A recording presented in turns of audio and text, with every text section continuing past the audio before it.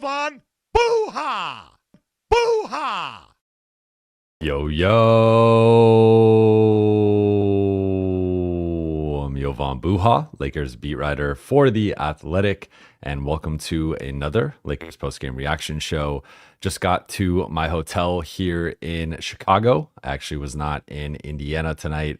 I flew from LA to Chicago today, skipped the Orlando and Indiana games. So I was actually watching this game on my phone, and I missed the entire fourth quarter. All the flight did not have Wi-Fi, so I landed. I saw the Lakers won at the buzzer, and in between getting off the plane and getting my baggage and taxiing over to my hotel, I caught up on the fourth quarter.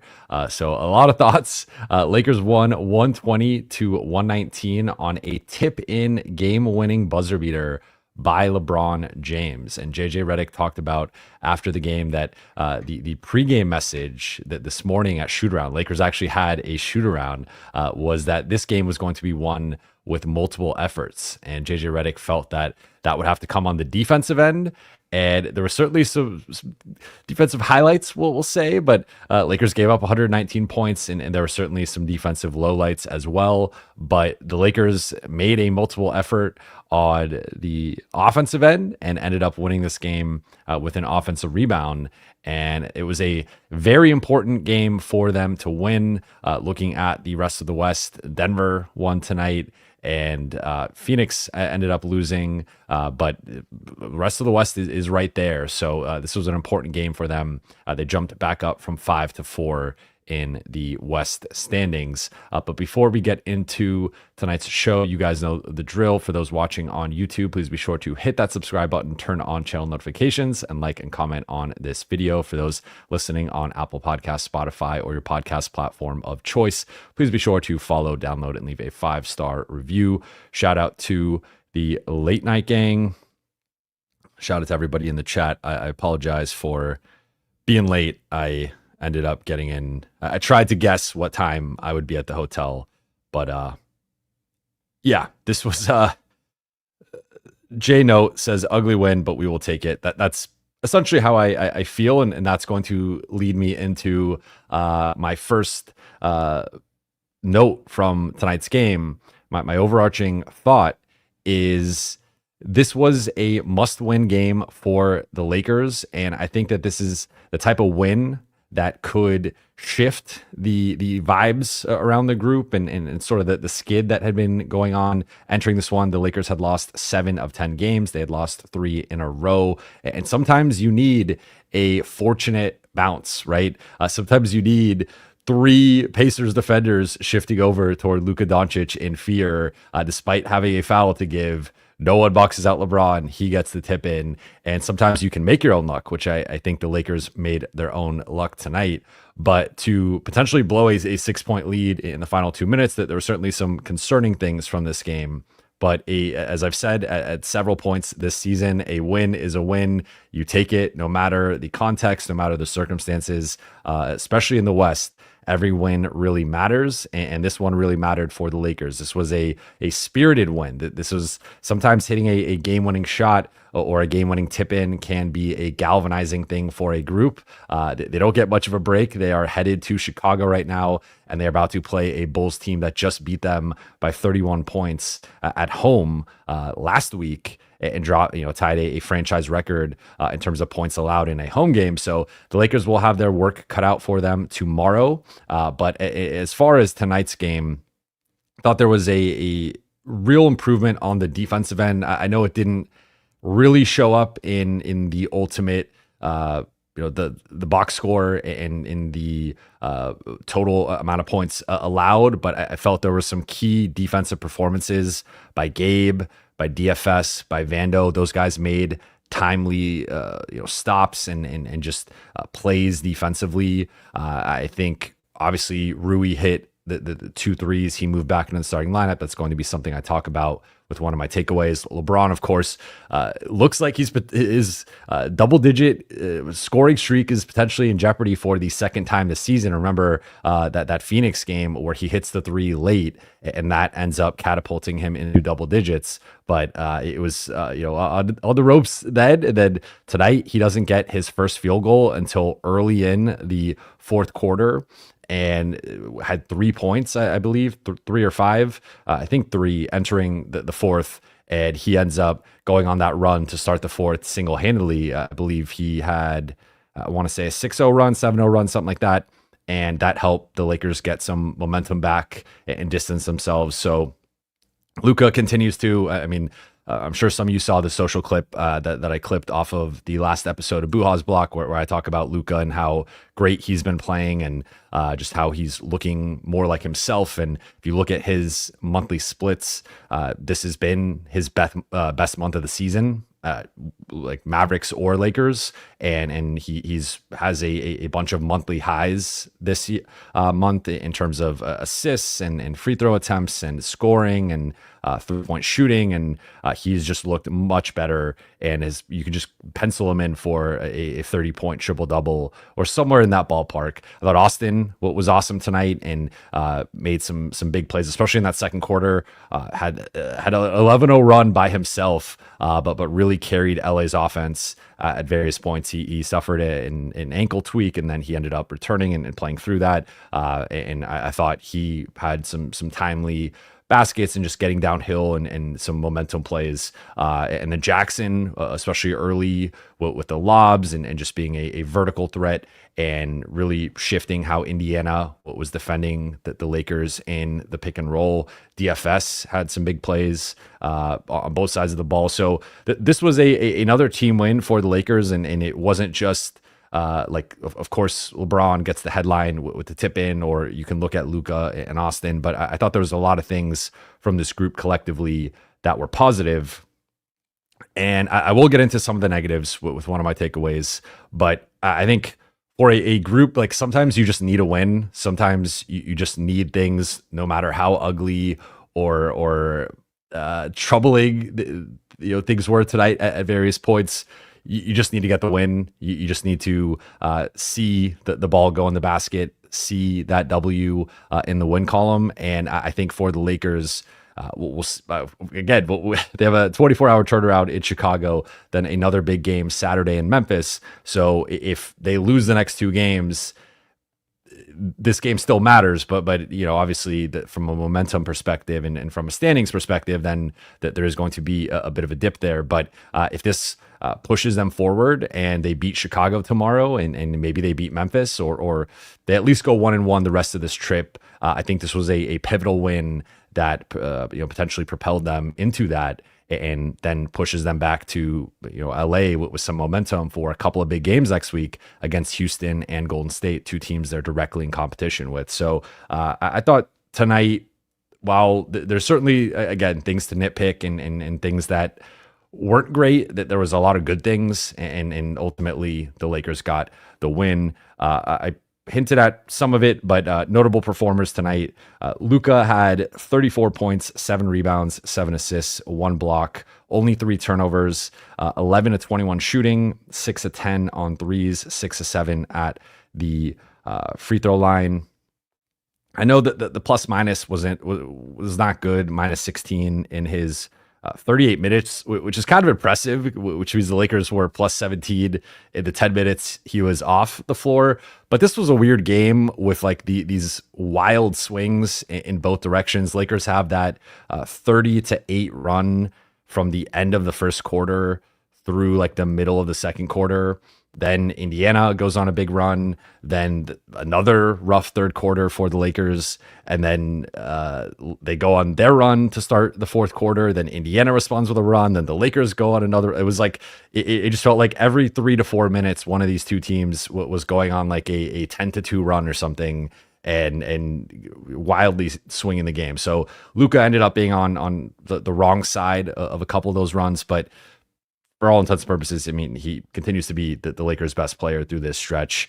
They did go at him, the last Tyrese got the and one on him, and he had a couple blow-bys on the perimeter. I think that there was a miscommunication on the first one because no one was in the paint, and that like no one, someone's supposed to be helping there. Even if Luka, like, you should not be getting blown by giving them hard a wide open layup, but there also should be someone rotating behind him. You should never be in a situation where someone gets by the first line of defense and there's literally nobody at the rim or within 10 feet of the rim. So that was a defensive breakdown overall for the group. Next couple were a bit on Luka, but at that point, I think the Lakers can sometimes play some, and this even stems beyond Luka, but this goes, I feel like, for the last few years that they've had some of these late game situations where they get ahead a little bit and then they always try to play like prevent basketball. And we've seen it with like the rolling the ball up the court, or in this case, like not trying to foul or really play defense. And that ended up almost costing them, but they got the win either way. I mentioned Austin. He was incredible, especially in that second quarter, but 24 points, 4 rebounds, 5 assists. Continues to be one of the best number threes in basketball and really was the number 2 tonight offensively for a lot of the night. 8 of 16 shooting. Continues to struggle from deep and a couple late, 1 for 6 overall, but is getting to the free throw line, 7 for 7 in playing. I mean, he had 4 turnovers. I thought he had a rough start. He had a couple turnovers in the first quarter and was not quite looking like himself. And then he exploded in the second quarter. And I thought the rest of the game, aside from he got a little hampered there, but with the ankle, at least I believe it was an ankle. I'm not quite sure exactly what it was, but whatever that was, he came back and he made some big plays in the fourth. Rui, 14 points, gets the start. And I don't want to spoil the Rui thing because I am going to touch on him in my second takeaway tonight. But 14 points, hits the 2 threes late. Lakers attacking Miles Turner, playing pick and pop basketball with Rui. LeBron, 13 points, 13 rebounds, was a beast defensively, particularly on the defensive glass, but I thought was really impactful in the paint with his rotations. 7 assists, a steal. Really struggled from the floor, and again, just 13 points, 4 for 12 shooting, 0 for 3 on threes, and I believe started the game like 0 for 4, 0 for 5, something like that, but ended up making some huge plays, including the game-winning play in the fourth quarter. Jackson Hayes, 13 points. Most of that was early or like through the early part of the third. I think he had like 10 through the early part of the third, and only played 18 minutes tonight. I think Miles Turner and the floor spacing, this is another one of those teams that, similar to Boston, really spaces you out with the way that they have so much shooting and ball handling that, it's a little bit, there are some parallels with Chicago in terms of the pace and the multiple ball handlers and whatnot, but they have a lot of firepower and a lot of shooting, and I think the Lakers respected that. And because of that, I think it put Jackson sometimes in a tough spot defensively where he just was kind of struggling at times to get out to Miles Turner, who felt like he made way more field goals than he did. He only made 6 shots and 4 threes, but several of those were against Jackson and some late contests. And then off the bench, DFS had 11, hit 3 threes. Vando had the most impactful scoreless 16 minutes. You will see he was everywhere and a big part of when the Lakers defense looked good. Gabe hit a couple of threes, including that 1-3 early in, or no, that was late in the third. That was a big momentum 3 for the Lakers. Dalton, similar to the Orlando game, only played a shift.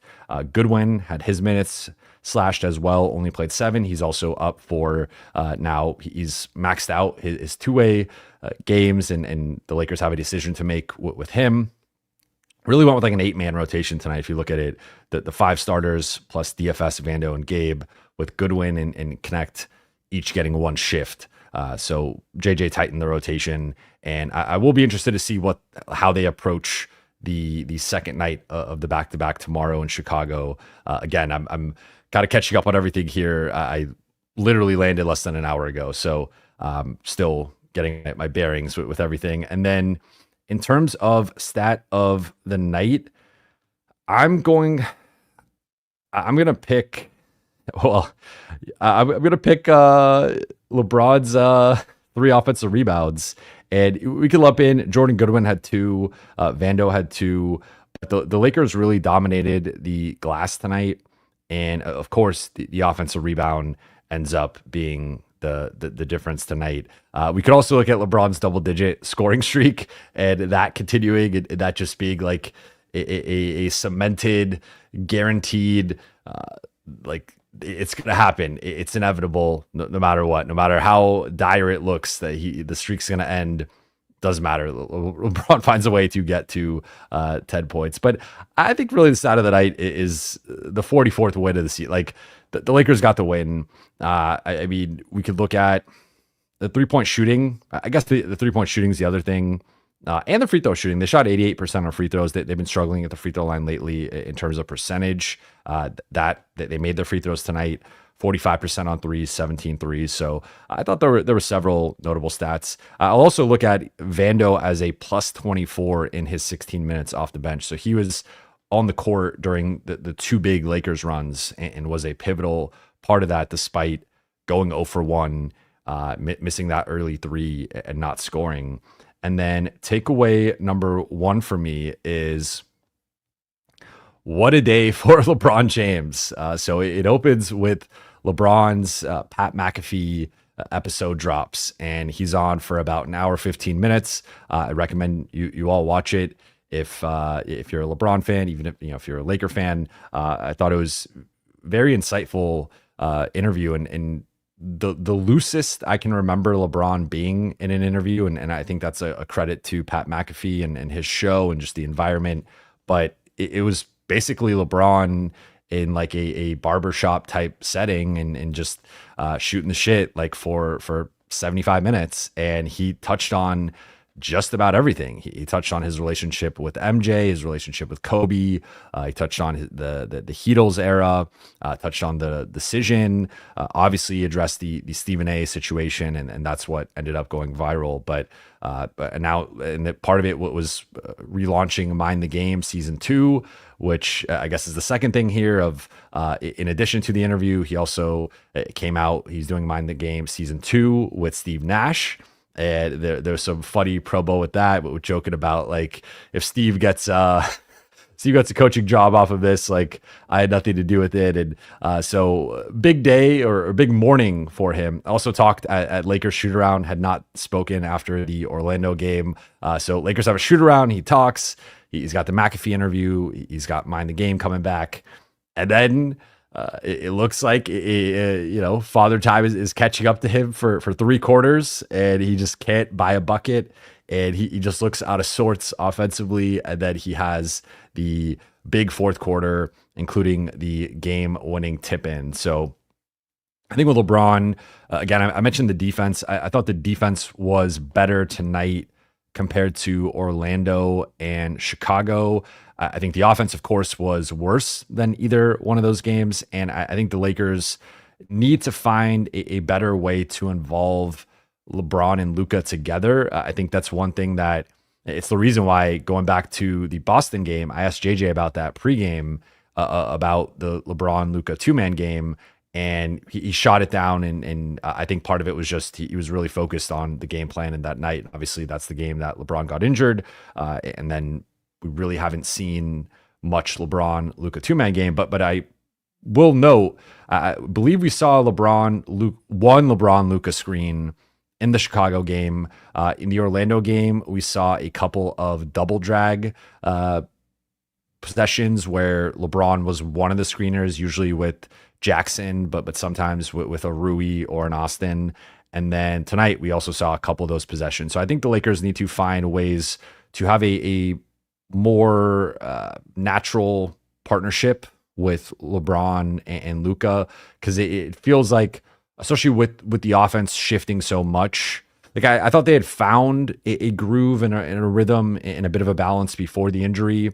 Then LeBron was out for 7 games. Luka really picked up his play. His usage has gone up. He's been playing better. He's been, shooting better and just being more involved in the offense. And Also, Austin has taken on a certain workload in usage, and it still feels like that they're trying to figure that out. So I don't think it's going to be a long process. Again, we saw it. It only took a few games for them to figure out the offensive end the first time around, but clearly that there's still some adjustment going on, and it feels like there's been more times over these past few games where LeBron is kind of just like standing in the corner, more of a weak side guy, and he's almost been more of the off ball catch and shoot guy that like he was doing some to be clear before the injury, but it feels like the balance, he's just been more off the ball, I think, than even before. And maybe part of that was just, he talked this morning at shoot around about getting his legs back, getting the conditioning back, and that's a process. And especially at age 40, maybe that's a little bit longer of a process than he's accustomed to or than we're accustomed to. I think certainly I'm used to LeBron coming back from an injury and just looking like himself. And it has taken him a little bit of time here, but he still found a way. And I thought it was almost poetic with him talking about it today on McAfee about like the thing still driving him is his mind and the way he thinks the game and just the mental side of things. And it felt like his mental side was what willed that fourth quarter.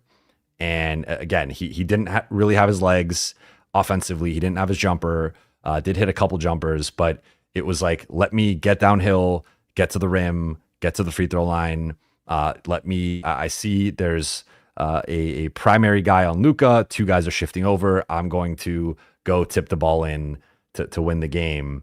And also, like, it was a smart tip-in because sometimes, some guys might want to dunk that for like emphasis or, you might hold on to the ball a little bit too long. It was like the perfect tip of just tapping it in, and the Lakers won.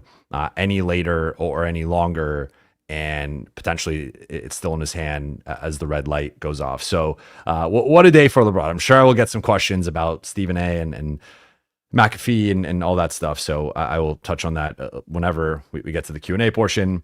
Takeaway number 2 for me is Rui returns to the starting lineup and looks a lot more like himself. So I mentioned it. Rui had 14 points.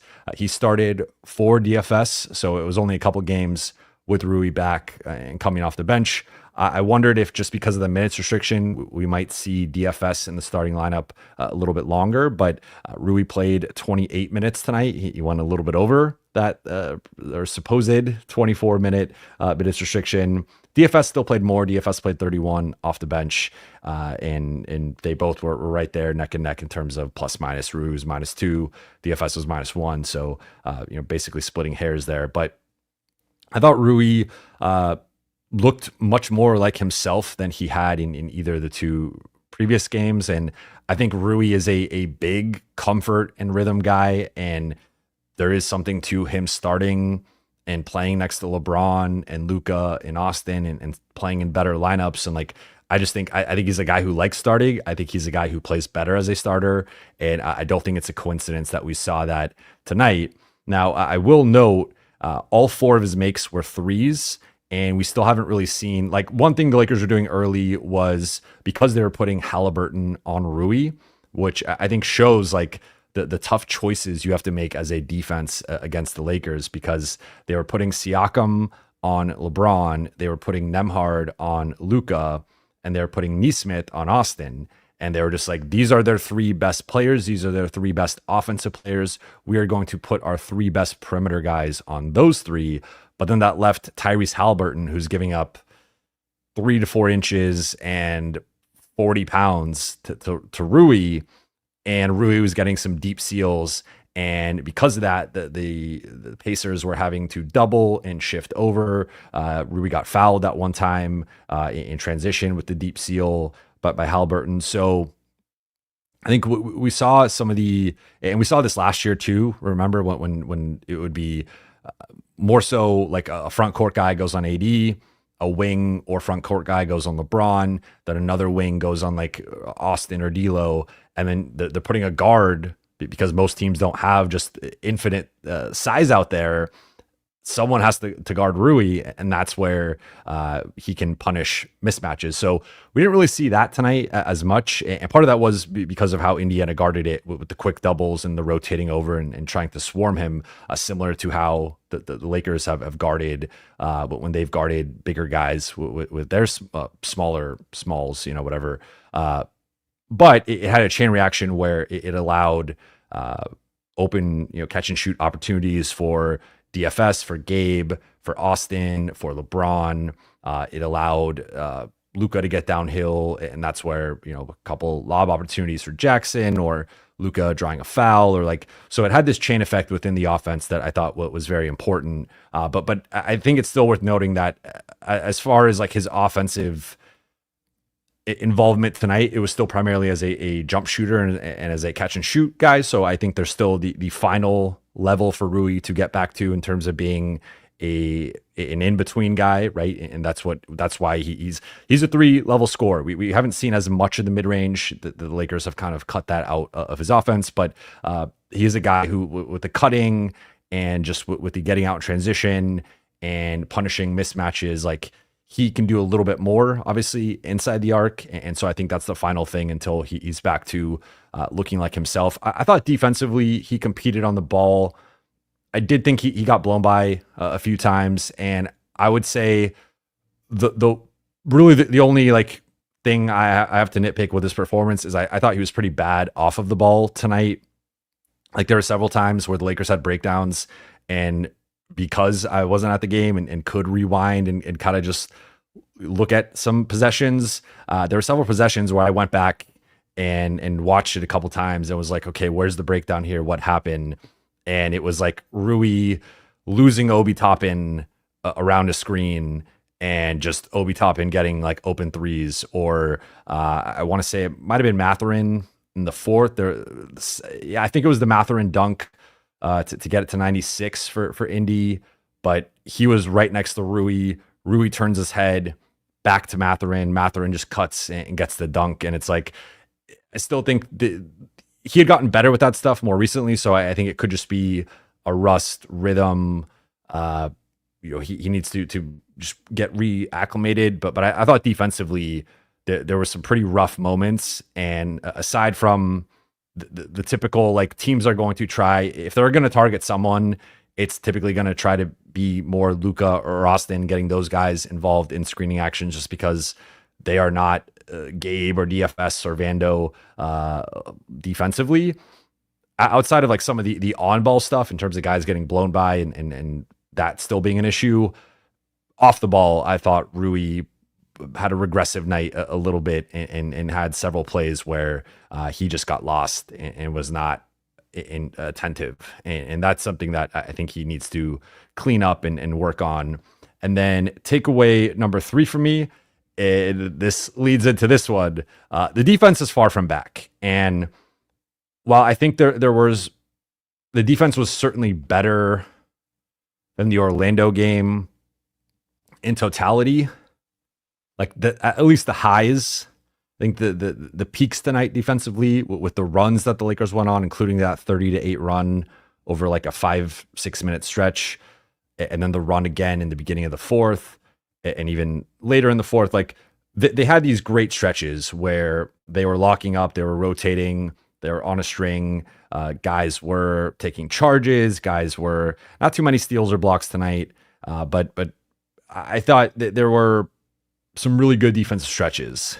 At the same time, there were some awful defensive stretches, and it just continues to be really tonight points off turnovers. Like the Lakers they only had 15 turnovers, which is a little high, but it's not like egregious. It's a little bit higher than you want. You want to probably be more in like the 10 to 13 range. So 15 is a little bit higher than that, but it's not like a terrible, like it's not like the 21 they had against Chicago, which that is a number that will really kill you.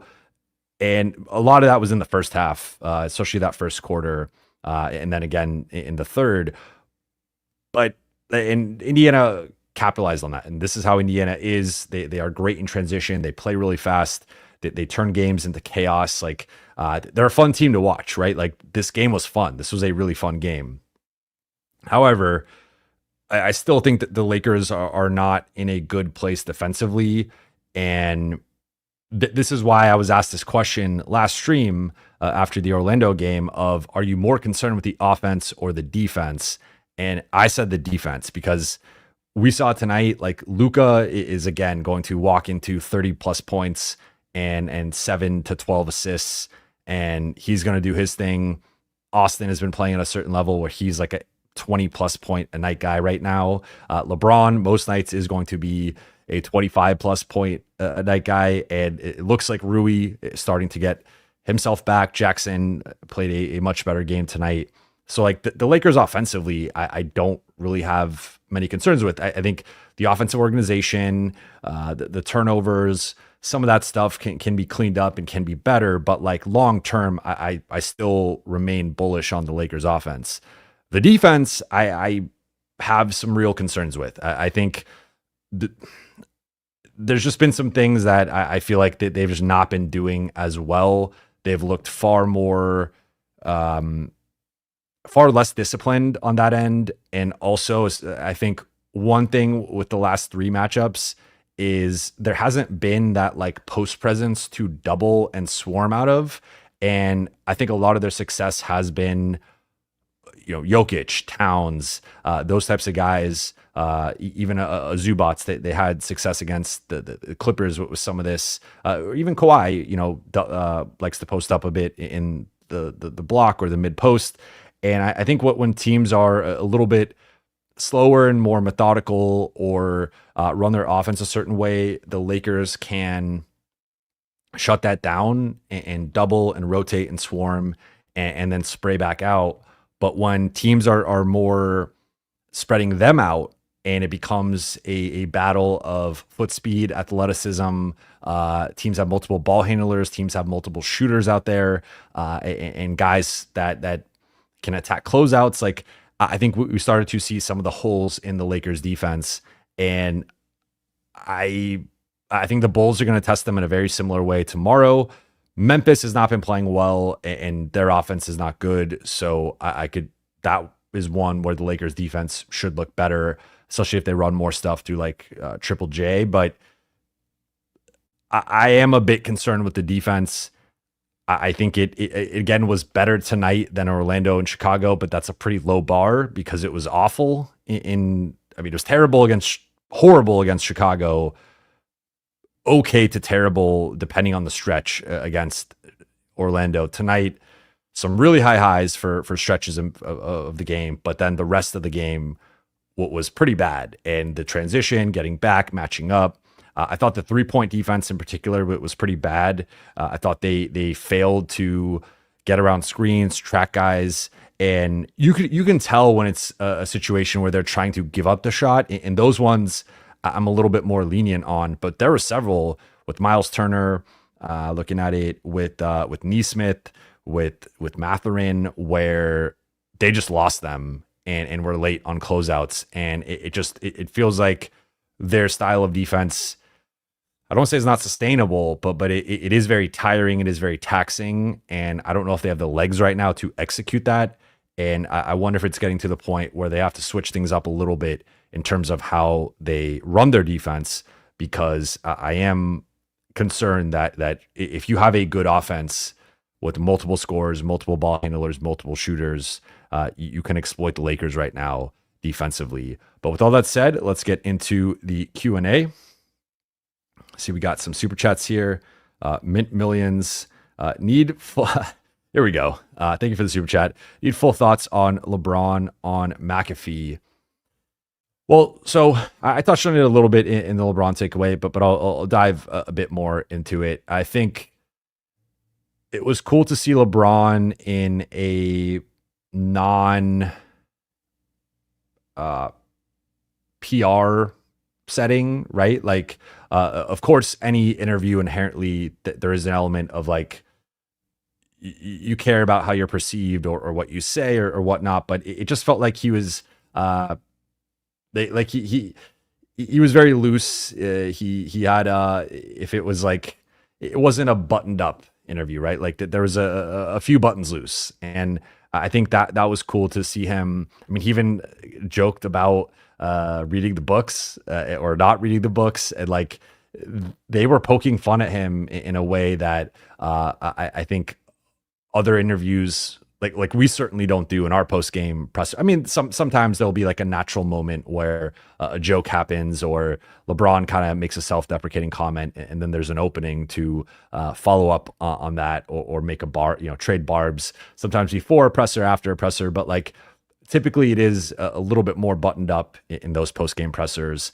and then other interviews, sometimes it's like he was doing some of the DraftKings stuff, but that's not really like, those are more 7 to 8 questions, and I'm sure he has an idea of what they're going to be talking about, and like it's just a different environment. So this was like, it felt like anything could happen, anything could be said. I thought it was interesting that McAfee and Stephen A. I don't know like what the dynamic is with them, but there's obviously been a lot of speculation as to like that they're kind of on each other's corners as the two biggest media personalities at ESPN and their contracts, and like who's the face of ESPN and who has more juice and all that stuff. And so LeBron, I mean, I think it was intentional that he went at the guy that Stephen A kind of has. Again, I don't want to mischaracterize it, but Stephen A's biggest competitor in the space, at least at ESPN, is McAfee, and LeBron went and aligned himself with that guy and did his show. And I haven't checked the YouTube numbers since it dropped, because I watched it right away, but I'm sure the YouTube numbers are crazy right now with that whole thing. So I thought it was very intentional by LeBron to pick McAfee as the person. Could have also done Shannon Sharp. I think that would have been a fun one, but I'm sure he would have gotten some criticism just based on their relationship and how much Shannon bigs him up and calls him Goat James and stuff. So like this was a little bit more of a neutral, interviewer. But I thought it like the Windhorse thing. It seems like LeBron has been upset with him for a few years now for whatever reason. You guys know like Windhorse is my guy. So that's unfortunate, but LeBron feels how he feels. But yeah, I mean, of course, the big thing was LeBron, Stephen A. and what he said. And I agree with LeBron in that, like, I don't agree that with Stephen A. that he didn't want to talk about it. He clearly wanted to talk about it. And whether the video went viral or not, like it had already gone viral the night before. So really the window of it happening to when it went viral was like maybe an hour and a half tops. So maybe for that hour and a half, Stephen A. was like, oh, this happened. Maybe someone got a video of it, maybe not. And like, as long as it doesn't blow up, I'm not going to talk about it. Like, I can entertain that. But the second it blew up, we knew Stephen A. was going to talk about it. And he has not only talked about it, he has talked about it multiple times. Like, I think even within him talking about it the next morning, that was understandable. It was fresh. It had just happened. He gave some context as to what LeBron said. And then the second clip happened with LeBron and Richard Jefferson, and we got some more context as to what LeBron potentially meant. Then that's when Stephen A. just started his tour of going on Gil's Arena, and he's obviously been doing a lot of political stuff, and he has his podcast, and then he started talking more about it and puffing his chest out, and I believe he called it weak and some bullshit, and like, so that just added fuel to that fire. And then I think it was within LeBron's right to respond and respond publicly. And we were not able to ask LeBron about it because it happened. The video didn't go viral until after the Knicks game. So LeBron had already spoken before we saw the video. Then the Celtics game, LeBron gets injured, and when LeBron is potentially, at the time, we don't know, is he out for weeks? Is he out like what a couple games? Like what's the situation here? We're not going to ask LeBron, by the way, as you're contemplating how serious this groin injury is, like, what did you think of Stephen A.'s comments on First Take the other day about your interaction? So we kind of lost that moment of asking LeBron about it and giving him a chance to respond to it, to address it. So I think this was the right time for him to address it. I think it made sense. That Stephen A made his comments today and went back at him. I don't really want to insert myself in terms of like whose side am I on or how do I view it. I think both people have the rights to feel how they feel. I think with Stephen A though, it's hard not to feel like he's taking this personally, a little too personally, because even this morning before the interview had dropped, he did First Take, and he was responding to the one clip that came out about LeBron saying Giannis could score 250 in the 70s. And then he was talking about like he just, I feel like he uses other things to find ways to like attack LeBron. And I think on some level that is what LeBron had an issue with, in addition to him going at him being a father and the Bronny situation. So I don't think this is going away anytime soon. I don't know if LeBron talked about it after the game. I didn't see anything, so I'm going to assume he didn't. But I don't think Stephen A is done talking about it, and I think it's only going to potentially ramp up depending on if LeBron wants to address it again. But I thought it showed to me the power of an athlete, like just letting their proverbial hair down and just kind of letting loose on a platform. And like, that is, I think anyone who has a podcast, has a show, like that is your goal when you have an athlete on, is for them to approach it that way. And I think LeBron just letting it fly was just awesome to see. And I don't know the next time we'll see it. Maybe a part of it also had to do with I mean, he's nearing the end of his career, but whenever he decides to wrap it up. But I think that certainly a promotional element to it of Mind the Game. I think now there's there's going to be interest in it regardless, but it doesn't hurt to do a big interview that gets all these clicks and impressions and views, and you have a bunch of viral moments from it. But I think we've seen this a lot with Shannon Sharp. I think Shannon, of course, the Cat Williams interview, but Shannon Sharp has had a bunch of these moments and clips, and I think finds a way to get guests really comfortable. And I think with LeBron and McAfee, like that's what we saw today. So I would say, out on like as an aside, like it's kind of inspiring to me too, to kind of see that. And that's like what I want when I have guests on. And I think my interviews have gotten better and gotten more loose, but there's certainly like, by nature, I'm not like a McAfee type, and he's obviously like wired a certain way, and that's not how I'm wired. But I think finding that balance and finding a way to, like, it's also tough when you're doing it virtual versus like in a studio and a set. It's a little easier to have that natural chemistry. But it was a fun interview, and obviously it's something I think we're gonna be talking about for a while. Fahim, thank you for the super chat. I know the potential is great, but seems like there's been little chemistry between Braun and Luka so far. In parentheses, poor net ratings. What's the on-court product and off-court vibe look like to you between them? Off-court's been great. I think, LeBron talked about it today. He's really empowered Luka in a way that I don't think he even empowered AD, to be honest. Like, and that's no knock at AD. It's also like they're positionally such different players that it's easier to empower a ball handler, right? But this is the most we have seen LeBron operate off the ball, and I think the most he has been. And then in conjunction with that, we've also seen Austin take another step, and I think LeBron is fine with some nights I'm going to be like the third option this evening or this matchup, or even for like a quarter or something. Like I think it's he in some ways I think is just like, this is what he's wanted for multiple years. I've talked about it several times, but like there's a reason why they did the Russ trade.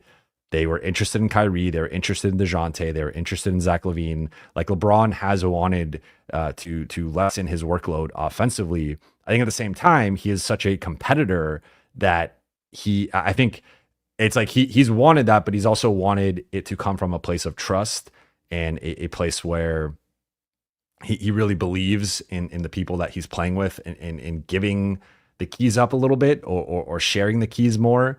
And I think Austin, I mean, he's loved Austin from Austin's rookie year, but through the years, I think Austin has really gained his trust and confidence. And then, of course, Luka, he said he's his favorite player. So I think from an off the court perspective, there's nothing but like mutual respect and admiration from those two guys. And I don't think there's anything to be concerned with. I think on the court, I would like to see more two-man game. And I touched on that a little bit earlier.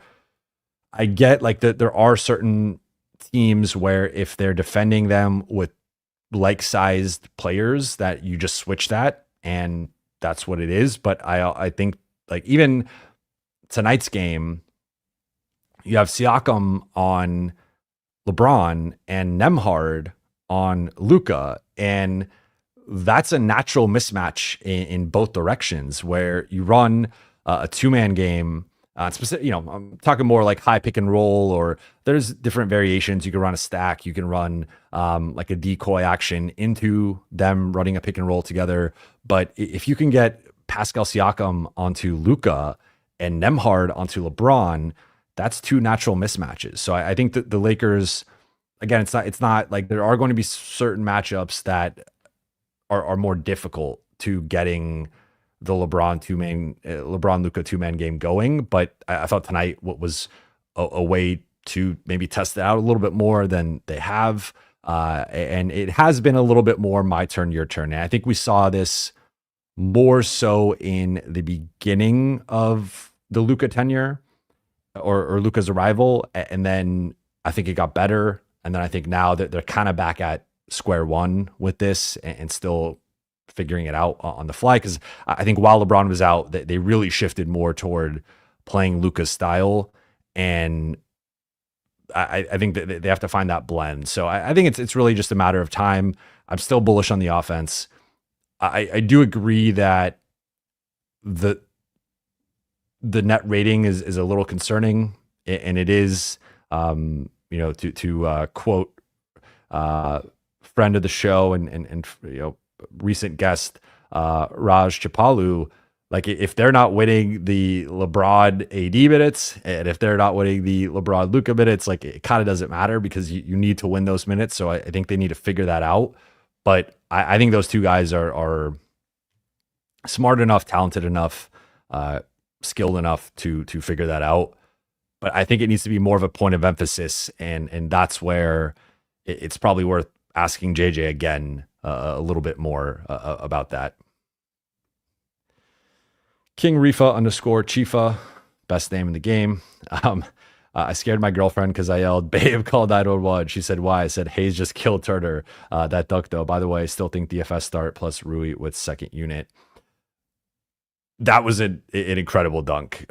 Jackson, yeah, he had a couple of ridiculous dunks, but that one, I think he's grown more comfortable and confident catching around the free throw line and just making a move and being assertive. And I thought that was what led to that.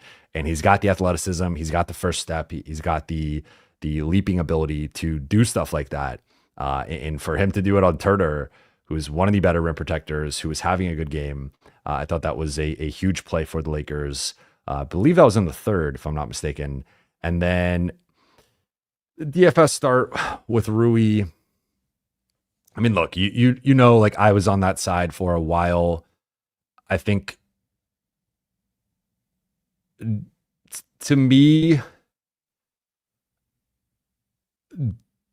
I think DFS can thrive in either role. I think Rui's probably better as a starter.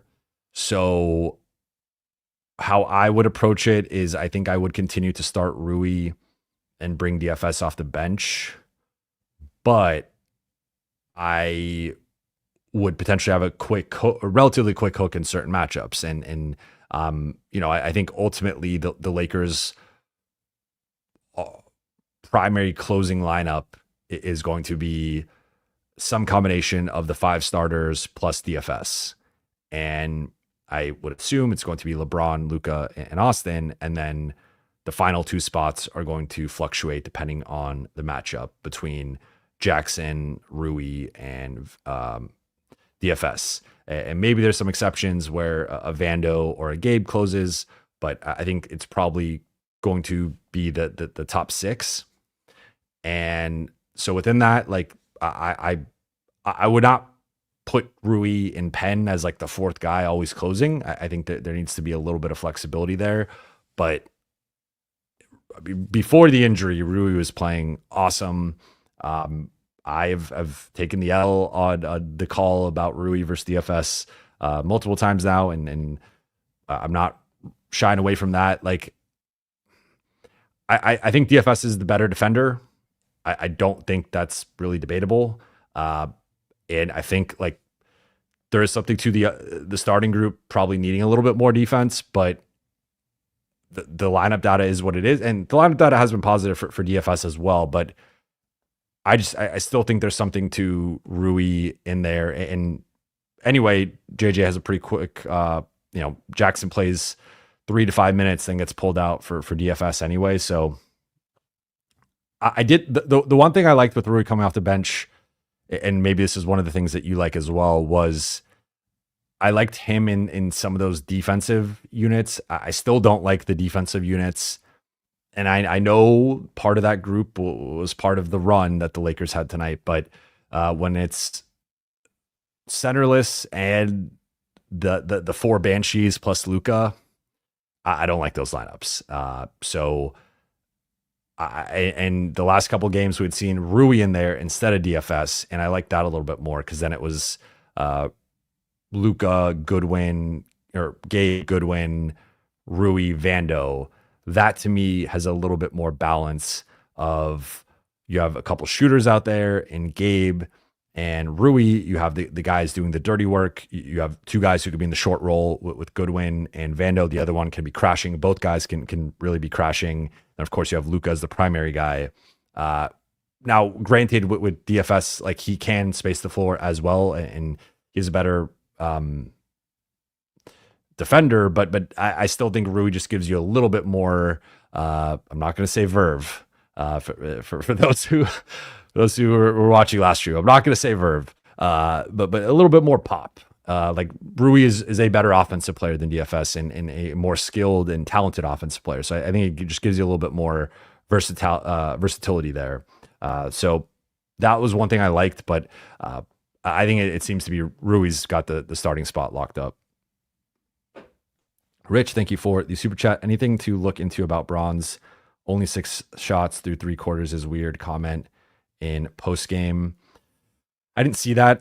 I need to catch up on the post game stuff. So I don't know if this is in relation to the literal quote or you saw the video and the video was also confirmed that like he was saying it with a certain tone. Because I think a lot of times I've noticed this too. Like sometimes I will put out a quote and I know the context of the quote, and I think like your natural inclination is that people are going to take it as like what it's meant to be taken as, and then they will have a completely different perception of what the quote actually meant. So I think sometimes like seeing the video or the audio, hearing the audio, that matters. So I would like to hear that or see that first before I comment. I mean, I'm sure on some level LeBron is like not thrilled about not being as involved in the offense to this extent, right? Like that's where I think there's a balance because I think he has given some of the workload to Luka and LeBron. I mean, Luka and Austin, and I think that's a good thing for him. It's a more sustainable thing for him. But I agree that tonight it was far more tilted away from him in a way that like is not ideal for the team. So that would really be the only like knock on the offense through the first like 3 quarters, aside from the turnovers, was just not enough LeBron. And he was having an off night, and I think he was being. But once he missed a few shots, I feel like he started to go more into playmaking mode, and that's why he had the 7 assists. But I think they still need to find the balance offensively. But I wouldn't worry about that. Gorilla, thank you for the super chats. Thoughts on LeBron calling some media figures weird for how they cover aspects of the game? Does that affect how you approach covering players? That's the second time he said something like that recently. Because remember, a few weeks ago, he had the comment when asked about the face of the league. he spoke about how his issues with how the game is covered. And I think he made a really good point following up in the McAfee interview where he went more at former players. And I think there are the shock jocks, right? And there are the people who, are just trying to get clicks or get their name in a headline or just go viral and be confrontational. And like, I think we know who those people are. But I think that the next level of that, though, is a lot of the former players are just trash the product. They trash this generation. They trash LeBron. Like that's, I mean, even some of his like Mario Chalmers, Udonis Haslem has gone at him. I mean, Perk, although, I mean, they were barely teammates, but it just feels like one way to get attention is to go at LeBron and criticize him about something. And Shump is another one. Like, it just feels like I think the former players are honestly, in my opinion, more harmful than non-former player media. And there's kind of a fine line there, right? Because it also depends, like, where do you draw the line in terms of who you are considering in this group, right? Because it's easy there's certain people who are considered media that are just Twitter personalities or, people not actually in arenas. They're never around the players, and you can still do a good job not being in the arena or not talking to the players directly. But that is an added element here that I think sometimes, like, the few bad apples kind of spoil it for everybody. And that's where, again, the trolls on X or the trolls on YouTube or social or whatever, it's like a lot of those people aren't really media, but then they have a platform, they have a following for whatever reason, then they get kind of lumped into it. And I'm like, well, that person's never been to a game as a media person. That person's never been in a locker room. So it just kind of depends where you draw the line and what you consider media. And the thing that he said that I find most interesting with this is he was like, and it was in relation to Stephen A. It was like, you have a job to do. You have to criticize players. And as long as they're keeping it about the game, then like, that's fine. He's saying that, but I feel like in general, I've talked about this multiple times, like, players are pretty sensitive. And even if you are keeping it about the game, they still are sensitive about it. And it's like, well, if this dude had 6 turnovers tonight, you could question his decision making or his execution offensively, and then but then I feel like players still get upset when you criticize them. And so it is. I think with LeBron, like, maybe I will take what he's saying at face value, but I don't think that applies to most players. I think most players just don't want to be criticized, and they want it to be like, when I have a good game. There's kind of like a double-edged sword to it, right? Where it's like, when they have a good game, they want the flowers, they want the praise, they want the recognition. When they have a bad game, that's when it becomes more like, well, who are you? Like, you didn't play in the league, or even if you did play in the league, you weren't as successful as I was, or like whatever. And then it just becomes this thing when it's like, when it's convenient for them to be praised, they like it. When it's time to criticize them, all of a sudden it's like, what are your credentials to actually criticize me? And I get it to an extent. And I think where I have more of an issue with some of the media coverage is when it comes to like, well, does this guy want it? Or like when it becomes almost like a psychological mental evaluation, and they're acting like they have a psych degree on a player. Like, I don't like that type of coverage. Like, I think there's some obvious things where sometimes you can tell what's going on in a player's mind, or if a moment's too big for them or something. But in general, I think it should be about the basketball, and ideally you're being fair with and that's something I strive to do. Is I'm constantly thinking about how I'm talking about stuff, and like every stream, there's always like 1 or 2 comments that I will think back on and be like, I don't know if I was being fair to that player. Maybe I was a little too harsh. Maybe I was a little too positive. Like, and I'm constantly kind of like having that conversation in my head.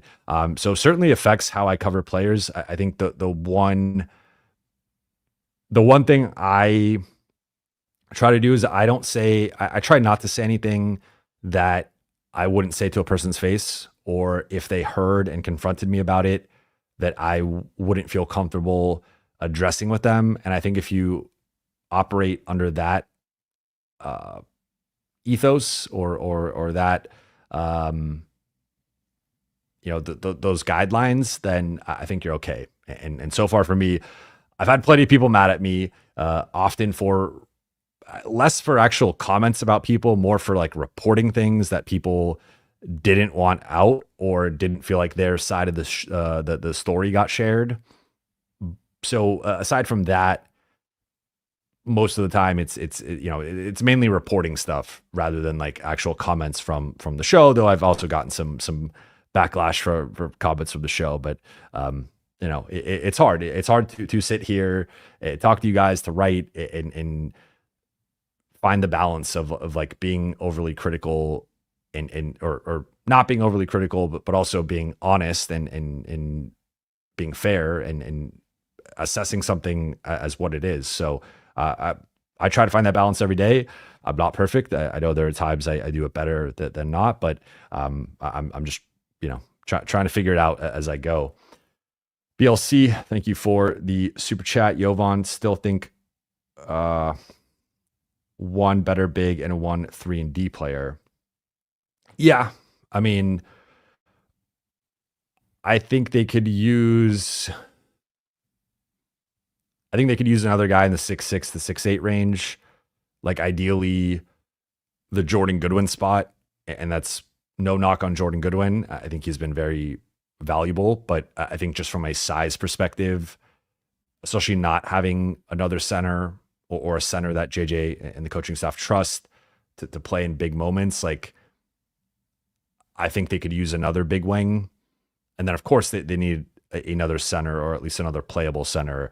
Ideally it's Jackson plus another big. So yeah, I'm with you. I think those are the two primary needs going into the offseason.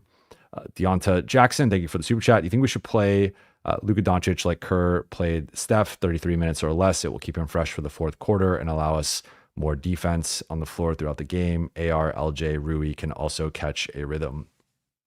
That's an interesting one. I don't think Luka likes that. I think Luka likes playing a lot, and he likes playing every game. He hates resting. He also wants to play as many minutes as possible. So I think from like, can you be a little bit more selective with it, especially tomorrow in like a back-to-back, if he does play, assuming he plays, which I think he will, but we'll see. You could maybe shave a few minutes off. I would almost argue that the guy I think you could maybe save the legs of a little bit more and shave the minutes off a little bit more is LeBron, just because of his age and him dealing with the groin and the foot and coming off of the injury. Like, he played 38 tonight, right? If I'm not mistaken. Yeah, LeBron played 38 minutes tonight. I think that's a little bit too high. I know the Lakers were trying to win this game. It was an important game, and I get it. I just 38 in a regular season regulation game for LeBron, in my opinion, is a bit high. I also think that the difference here with Steph a little bit, like he had those repeating ankle injuries. He was also a bit older in his career. I think when they started managing his minutes a little bit more, I'll say this. I understand your logic and I don't disagree with you inherently. I'm operating under the assumption that like Luka just wants to play a certain amount and he's going to play a certain amount. Like, I think at the end of the day that there's only like superstars tend to get their way as they deserve, as they should. And I think there's only so many battles you can fight with superstars. And I don't think minutes is one that would make sense in my opinion. So I think he's going to play as much as he's going to play. I think if anything, again, LeBron, just as the older player coming off the injury, I think you could manage that a little bit more and try to keep him fresh for the playoffs, because I think he still has not physically looked 100% back, and that's understandable. But like, you want him to get there at the right time, and we'll see how that all plays out. But I like what you're saying in theory. 4i Fu, thank you for the super chat. What are the chances the big three play tomorrow? So I haven't seen any of. I'm gonna quickly pull up the quotes from tonight's game, at least from the JJ side.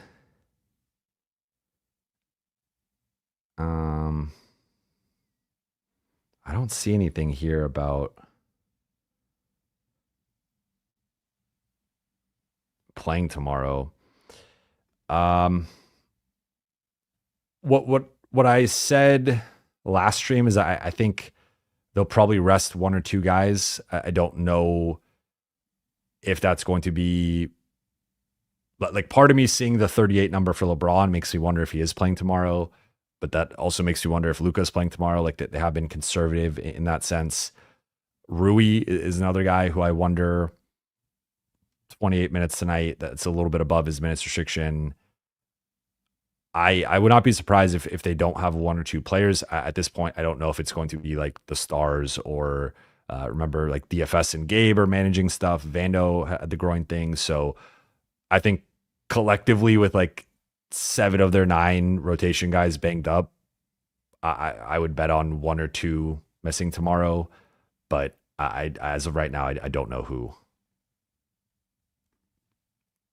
Brian, thank you for the super chat. Communication on defense seems lacking of late. I 100% agree. And LeBron talked about this today at Shoot Around, saying that he feels like his conditioning is like, he's still getting his conditioning back, but part of that is the vocal part of the conditioning, and like continually communicating and yelling while you're running, and like just having that constant dialogue and communication. So I agree. It has felt like there have been more communication type breakdowns with the defense lately. And that is something that obviously needs to be addressed and shored up. And I think that is something that ideally they can look at on film and continue to work on with the group. I think they were in a really good place before LeBron, and I would say before LeBron went down, because even after Rui went down, they were still winning games and playing well. I think LeBron going out, like, it was just too many guys out, too many important guys, too much size. So I think they could get back to it. My bigger concern is I personally think they just look tired on the defensive end, and with their schedule, there's no real breaks. They're playing, like, just look at the next 3 games: Chicago, Memphis, and Houston. All 3 young, athletic teams that play fast, that get out in transition, that will punish you for turnovers, that will attack you after made baskets, will attack you in early offense. Like, they're not getting a break here over the night, and that's Thursday, Saturday, Monday. So they have 5 days. They're playing 3 games in 5 days against 3 teams that are young and hungry and athletic, and that's going to test the defense. And they're in the hamster wheel right now, and they can't really get off of it. So for me, I think the communication is a part of it. I think that is something that you can coach up. I think JJ had done a good job, because remember, communication was an issue for this group earlier in the season. I think most, like, the first couple months, that there was talk about, like, this is a quiet group. Guys don't really speak up, and like that this isn't within their nature. So I think that was something that JJ and the coaching staff really brought out of this group, and getting DFS, and I think certain guys getting more comfortable and whatnot. But DFS was a big part of that. So I think communication will be better. My fear right now is, like, they're just getting stretched out by some of these teams, and the point of attack and ISO defense has been pretty bad. And then the rotations, I think guys are tired. With communication, you can address some of that, but I think at this point, it's hard to just, like, energy is a finite resource. It's hard to just get it with 10 games left in the season. They do have a little break there between Houston and Golden State next week, so I assume they'll practice one of the days, but like they certainly need a rest day. But I think they're in a little bit of a tough spot there, but with the energy levels right now. So we'll see how they can kind of manage that and rehab it.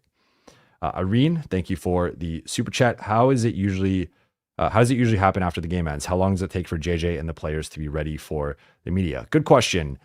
So the way it works is usually the head coach talks about like 10 or so minutes after the buzzer. They're supposed to be ready within 10 minutes of the buzzer.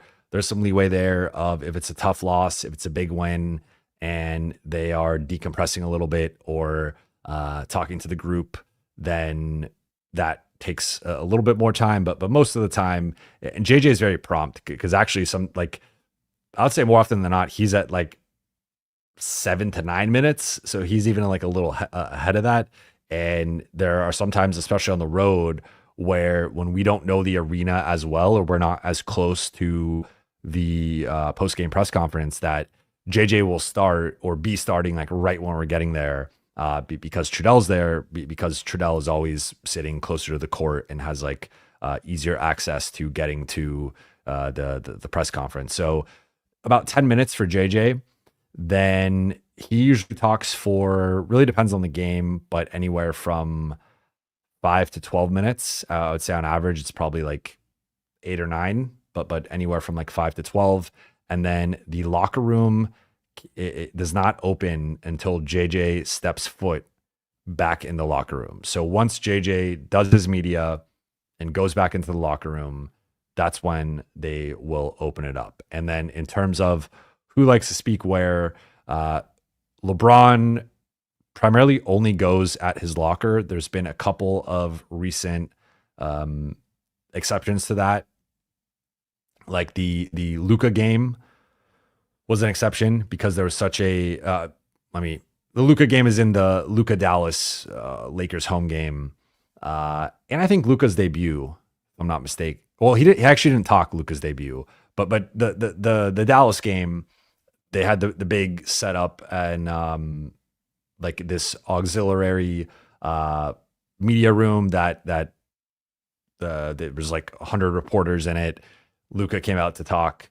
Luka usually goes pretty quick, and then LeBron came out, and that's usually for like bigger events and stuff, like the playoffs included. So LeBron usually talks to his locker. He'll go 4 to 6 minutes, and then Luka often talks in a press conference setting, but has talked at his locker a few times, and he's also in a similar range of like 4 to 6. Sometimes with the international questions, he gets more questions and it'll go a little bit longer, but he's kind of in that range. And then Austin is flexible. I think he prefers going at his locker, but sometimes he has to go at the podium. They usually try to send at least a couple people to the podium. We request typically like 4 to 5 players, and we usually get them. Really, D'Lo declined multiple times this season, especially right before he got traded. LeBron has declined maybe 3 or 4 times 4 or 5 times this season. Otherwise, we basically get whoever we request. Luka has not declined yet this season, and that's basically how it works. So then we're usually sometimes bouncing back between the press conference room and the locker room, depending on who's talking where. And then that process all goes about 20 to 30 minutes. And then we have a group transcription with the beat writers. So then we go and each person gets assigned, JJ or LeBron or Luka or Austin or whoever. We write it up. We have these group documents that we share with all of the transcripts from every practice, every game, etc. And then depending on the night, if I'm writing that night, I usually start to write a bit. Then I'll go back, stream, then finish writing. If I'm not writing that night, like tonight, I just come and stream, and then I will go to bed after this stream and sleep in tomorrow because I am I need it. But that's how it works. So typically post game is like from buzzer to end is about 45 minutes, depending on the night. There are some nights where guys will, like Luka's had a couple of later nights where he always does a lot of rehab and like sometimes he'll work out, but sometimes he'll do a massage or treatment or whatever, and then that takes a little bit longer. So it just kind of depends on that. But for the most part, from like buzzer to locker room closing, last guy talking, it's typically around 45 minutes. Gabriel, thank you for the super chat. Favorite Puerto Rican and Serbian food, Eddie bucket list to visit each country and watch basketball all game. PR League is big on the island. Well, I know my mom is both of my parents are gonna get on me for my answers here. So Serbian food is definitely cevapi, which I've talked about. It could be various forms, but primarily like lamb, sort of minced meat. I compared it kind of to sausage, and my dad got mad at me. So it's little links of lamb basically, and I love it. You could put down like 40 plus links. Like it's like you just can't stop eating. And there's also various potato dishes. And then in terms of Puerto Rican food, I love tostones, cocorico, for those who know what that is. That's a big drink in Puerto Rico. So those would be some of my favorite, but big tostones I can have whenever. I'm trying to think if there's anything else. And then in terms of, I would love to watch basketball in both countries. I know like you guys have seen some of the Serbia games, they go viral, and with the smoke and the fire and like that's like where you lose a game and they're like throwing stuff at you on the court, and like not like drinks, like batteries and stuff like that. So that's a crazy environment. And yeah, no, I haven't been to Puerto Rico in far too long. It's been over a decade. So that is on my to-do list. I am considering a Europe trip this summer, but where I'd go to Serbia, but I need to hit Puerto Rico too. Is it Evan 1512? I know this is radical, but I think we should start Dalton for Austin so we could have two shooters on the floor forever, Braun and Luka.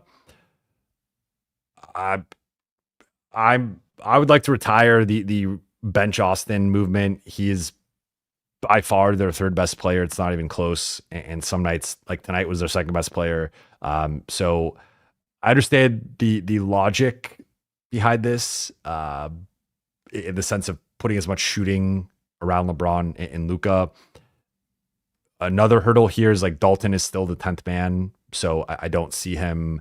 And Mike asked JJ this pregame. I did see this, that he asked him about having the rotation healthy and still trying to figure out the 9th or 10th man spots. And my interpretation of what Trudell was asking was basically Goodwin versus Dalton and that decision. And JJ firmly said, I am prioritizing guys who play defense and fit into our defensive identity. So that to me was coach speak of Jordan Goodwin is ahead of Dalton in the pecking order. And I mean, Dalton didn't play much tonight, but he did have, there was one possession where he got switched out onto Haliburton and Haliburton immediately zipped by him. And it was just like, he basically wasn't there. So I think we've seen with the 3 healthy games, he was a DNP in one of them and he's played 5 minutes in the other 2. Like he's just not in the rotation in a meaningful way. I think if like, you know, I would almost argue that Rui starting in a way is like trying to put that shooter there because Rui's been such a good shooter this year, or starting DFS over Jackson, but obviously that changes the Luka pick and roll game. I think the benefit you would get with starting Dalton over Austin in terms of the shooting, you get worse defensively And I think that lineup is already a bit shaky defensively at full strength. So yeah, I understand the logic in terms of wanting more shooting, but I don't think the Lakers, like, ideally that it would be a DFS type, not a Dalton type. Bang Charlie, thank you for the super chat. Buha, you gonna make vlogs on this roadie? We still need the last vlog from the last trip, man. Have you got any thoughts on Goodwin? I think they will wait longer. Also, still waiting. LOL. Thanks, man. I am making a vlog on this trip. The other vlog, I am going to do it tomorrow and post it tomorrow, so that will be coming out tomorrow. Thoughts on Goodwin? I think they need to convert him ASAP. I would not be surprised if we got that we get the Shams notification tomorrow that he gets converted. At the same time, maybe they wait it out a little bit longer. You can theoretically play the top 8, play Dalton as the 9th man, and be fine. But I think, I don't know the exact amount of money that they'd be saving, but it's like, it's tens of thousands of dollars. If it's 6 figures, it's low 6 figures. If you're serious about winning a championship, like, I don't think this is the time to conserve money.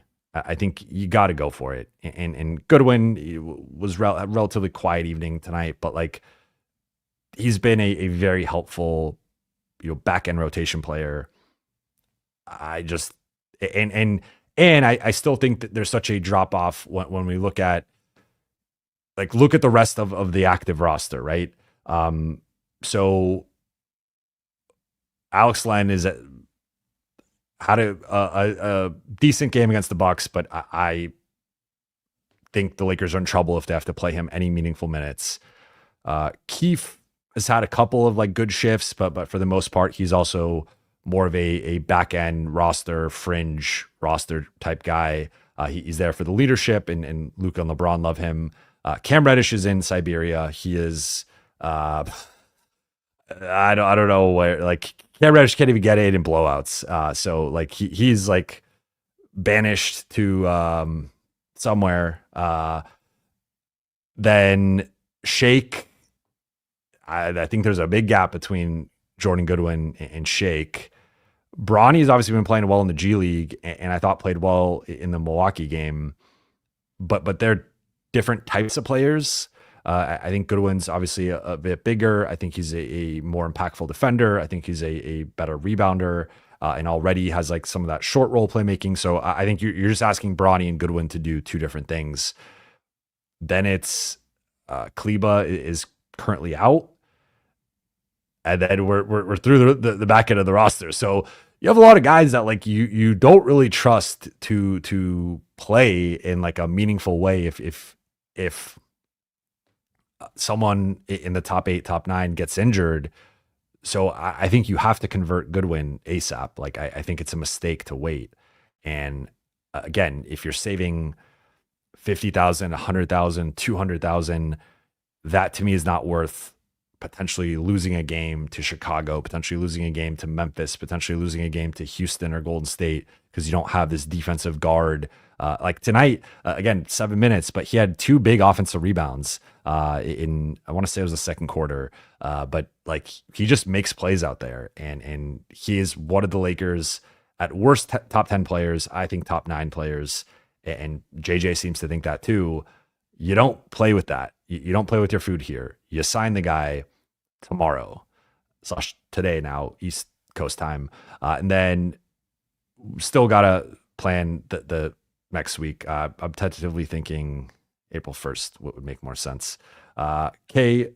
Nell, thank you for the super chat. Reeves turnover led to and one on Luka. We got lucky defense. Yeah, I mean, Austin, as I said, had some bad turnovers in this one.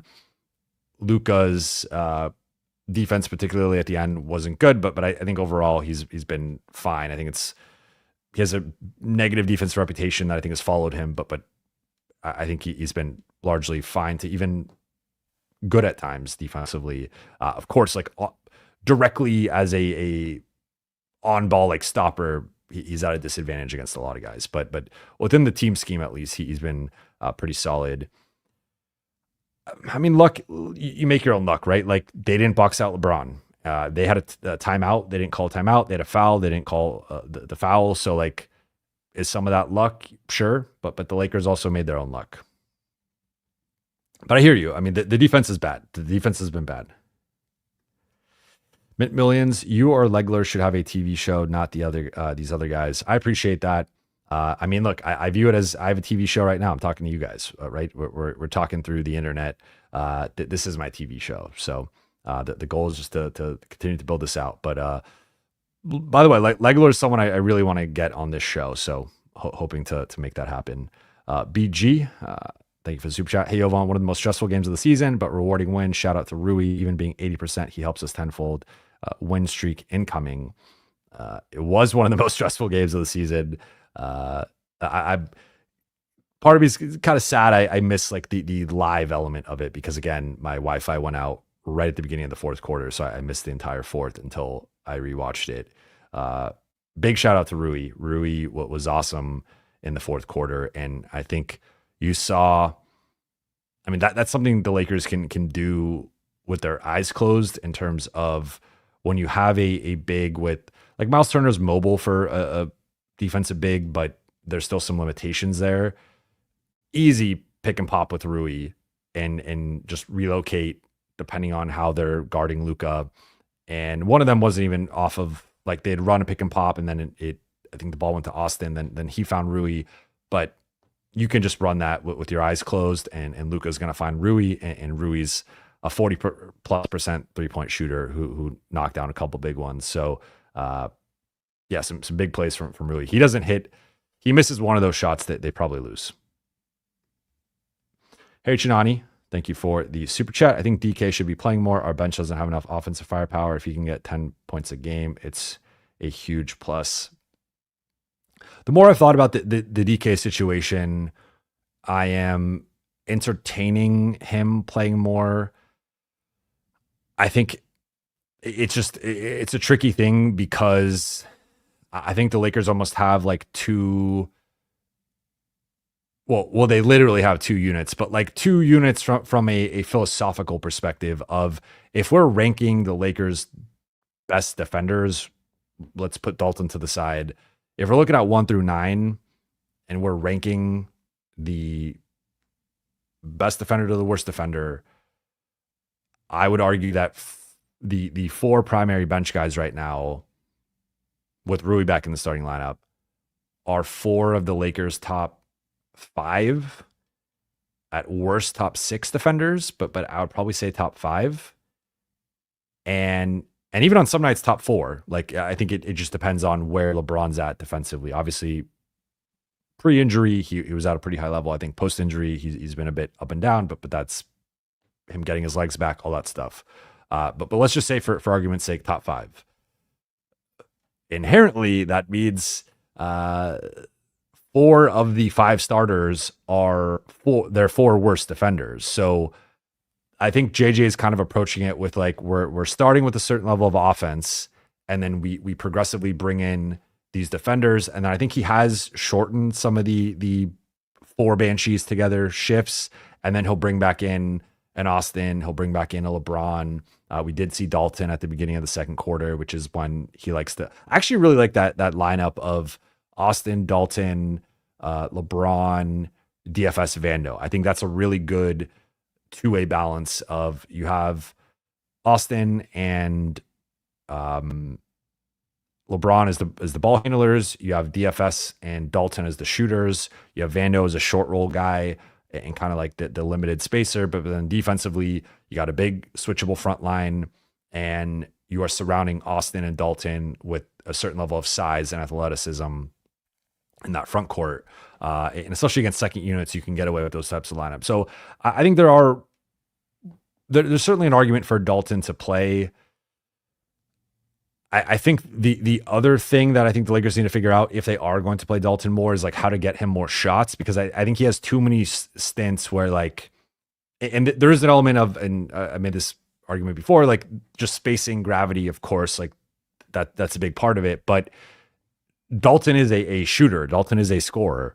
And if Dalton is playing 5 minutes and getting one shot, like I want to see 3 shots. I want to see 4 shots. And I think right now he has been being used as a decoy and just not involved in the offense enough.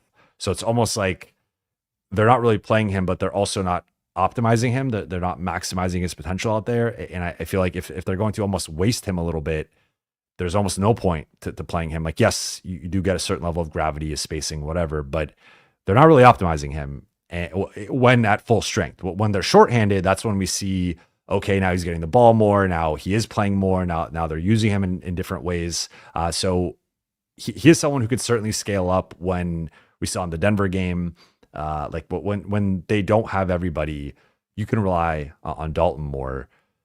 It's just when you have everyone, I think they still haven't quite figured it out outside of like a few random bursts from him here or there. So I'm more open to him playing potentially more and maybe them stretching it out to more of a 10-man rotation. My one concern is the defense has been so bad right now that I don't know if more Dalton, well, it's not going to help that. It is going to hurt that. And that's a bit concerning, especially because unless it's coming at the expense of Austin, which then now you're losing playmaking, shot creation, all the stuff that Austin brings. It's coming at the expense most likely of Gabe or Goodwin. And those guys bring a certain level of defense and energy that, like, even if it's 5 to 10 minutes less collectively, like, I think that has an impact on this team. So I think they're in a little bit of a tough spot here where they have a lot of guys who are only contributing on one side of the floor right now. And adding in another offensive player, I understand it, but the defense has been so bad that unless you're just trying to outscore everybody, that's where I don't know the right answer. Eeg, thank you for the super chat. Late, but did you see the LeBron IG post? 10 out of 10, love it. I did not. I will search that quickly. Oh man. I didn't even address this part of it. I see why you guys have been saying the womp womp womp. Okay, that makes more sense now. Yeah. So I did address the part where Stephen A said if LeBron, I forgot about that. It's been a crazy day, but I've been traveling since like 11 a.m. Pacific time. So Stephen A also said if LeBron hit him, that he would have hit him back. And then in Stephen A's defense, he did say that LeBron would kick his ass, and that part got conveniently clipped out by people, but he would not have hit him. He would have sued him, I think. But I mean, I don't know, right? I'm going to stay away from that. I'm not going to say what he would have done, but I'm skeptical he would have hit LeBron. But that's an awesome post by LeBron. Braided, thank you for the super chat. These third quarters are going to make me crash out. They've been brutal recently. Yes.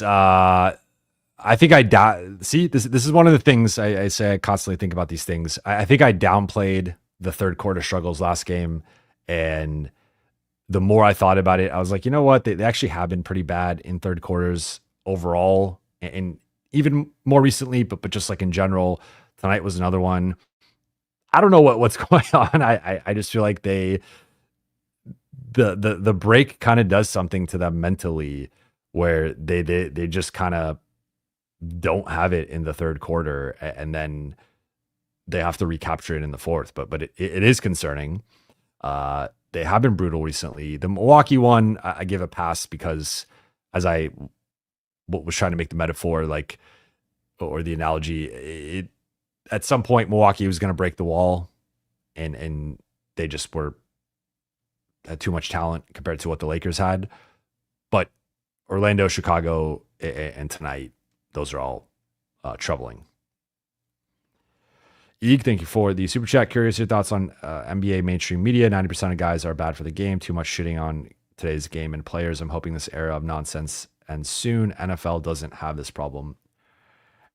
It is a problem, and at the same time, though, I think that Ryan Russillo made a really good point about this, that he said, like,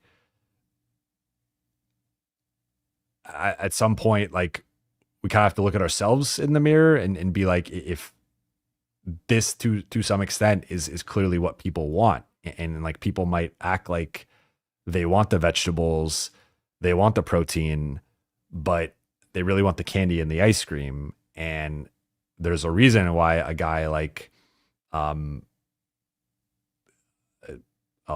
Kendrick Perkins continues to get elevated, and he, it's not even shade or knock on him. It's just like he gives hot takes, he says controversial things, he's confrontational, and he gets rewarded by being elevated to a certain status, a certain platform. He's getting spoofed on SNL.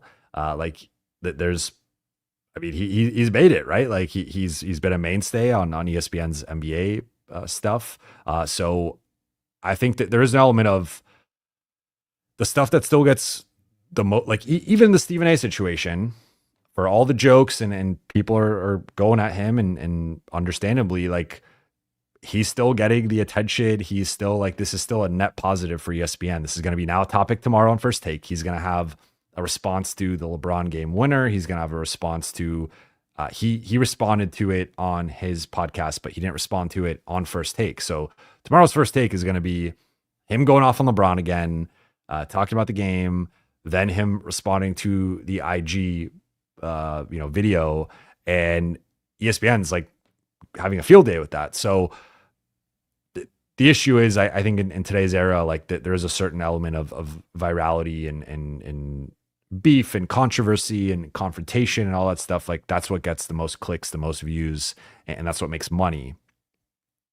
But the NBA seems to have it worse for whatever reason than NFL, MLB, college sports. To the point of mainstream NBA media, I think it depends where you want to look. I would say that, in my opinion, writing and podcasting, and I would say YouTube shows, YouTube podcasting are much higher than like TV in the sense of like quality of content, quality of coverage. I think TV is right now in a pretty bad place in terms of actually covering the game, breaking down the game. There are some exceptions. As aforementioned, Tim Legler is one of the best in the business. I thought JJ, what was great when he was doing it. There are people who are mindful and thoughtful and can break things down and educate. But a lot of it comes down to who is the loudest voice in the room, who's the most controversial, and you get very surface. Like, part of it is also the medium of, I know, like I do Spectrum, and I have like 30 seconds, sometimes like 20 to 30 seconds to make a point. And as you guys can tell by me going an hour 40, it's not always the easiest thing for me to do. So there's an art form to it. And for me, it's like, how can I get my point across, make it entertaining, and make it insightful for the audience within 30 seconds. And like, that's a challenge. So I have a certain level of sympathy for people on TV, but at the same time, I think a lot of it is just either surface level or clickbaity or like very confrontational, aggressive content that I don't really like. It seems like a lot of you don't like that. And I think they need to get back to trying to be more informative and educational. And again, it doesn't have to be like super nerdy, it doesn't even have to be like mind the game, drawing plays on a whiteboard. But I think if that's like a 9 or 10 on the scale of like highbrow content, a lot of the TV content is like a 2 or a 3. And I think you need to find the sweet spot to like a 5 to 7 at least, right? So, or 4 to 6, whatever. Like, it needs to be better. So that's my take. But I think podcasts, there's a lot of great podcasts, a lot of great people covering the sport through there, YouTube as well. And writing, I still think at The Athletic, at ESPN.com, at other places, like local newspapers, there's still a lot of good writing. So I think that stuff is still strong. But the biggest people, the people with the biggest platforms, loudest voices are on TV. And unfortunately, a lot of that content and coverage is pretty subpar in terms of the actual game. Like, is it entertaining? Is inside the NBA entertaining? Yes, but could they name like the 8-man rotation for Detroit or for Portland? No. So that's where it's like I'd like a little bit of more effort into some of the stuff. Kevin Mendez, what up? Thank you for the super chat. Shout out Rui for those clutch threes. Do you think him and Braun play tomorrow? I don't know. I wouldn't be surprised if one or both don't play, but I've been saying I think they'll probably rest a player or two as of right now. I don't know who those player or two are, but Rui played over his minutes restriction. LeBron played 38. There's an argument that like both, you can make an argument for either one to rest. Eeg, thank you for the super chat. I find myself rooting for Bronny more. Hate narrative around him. Top 30 recruit, had medical issue, development hindered. People acted like they drafted a Make-A-Wish guy. I'm leaning towards 10-year pro TBH. What do you think? Yeah, I've long said like I don't like the Bronny discourse. I've really not liked talking about it because I felt like no matter what I say, I'm like sidestepping something or upsetting someone. I'm not being hard enough. I am being too hard. Like it's just I feel like I haven't been able to win with that one until more recently as he's played better. I think to your point, like people, and I thought it was interesting to hear LeBron say this in the McAfee interview about talking to a former player who had a cardiac arrest when they were 23. Then it took them like 2.5 years to get back. So that's some good context that I think was kind of lost in the Bronny situation. And I think I don't know what his ceiling is yet. I think it's unfair to him. Like I think with any young player, you just want to give them time, give them reps and see where it goes. But I will say, like, you don't just drop 39 in the G League because your dad is LeBron, because the Lakers drafted you, because they've developed you. Like, how many players get those reps, get those opportunities, and don't do that, right?